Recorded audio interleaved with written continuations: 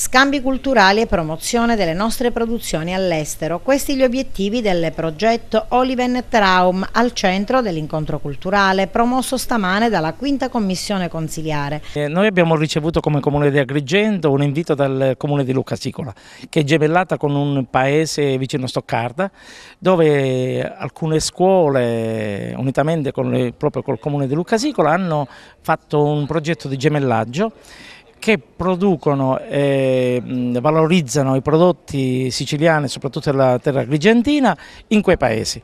Questi ragazzi sono venuti con tantissimo, ormai da 8 anni, sono venuti, hanno raccolto loro le olive e hanno visto tutto il ciclo della produzione, dalla raccolta alla trasformazione.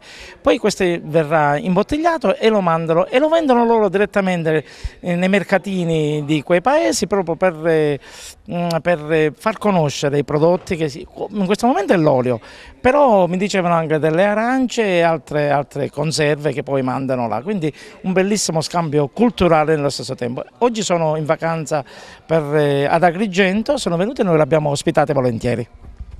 Un incontro interculturale mosso da uno scambio tra le culture e le tradizioni di due paesi coinvolti, quello siciliano e quello tedesco, ma è anche occasione per allargare questa importante esperienza interculturale anche ad altre scolaresche tedesche. I nostri ragazzi che fanno queste scuole è importantissimo il cambio, perché anche noi a Lucca abbiamo visitato la scuola per vedere la situazione tra qui la scuola come funziona qui in Sicilia, a Lucca, e portarla in Germania. Il progetto è Oliven Traum, in italiano significa il sogno dell'oliva.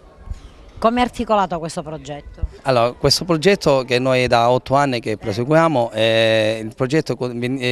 veniamo qui a Lucca, facciamo la raccolta delle olive, con la raccolta delle olive andiamo ai frandoi, a vedere i frandoi come si mollisce l'oliva, e poi abbiamo dei paesani che ci mandano l'olio imbottigliato in Germania e lo vendiamo sui mercatini in Germania.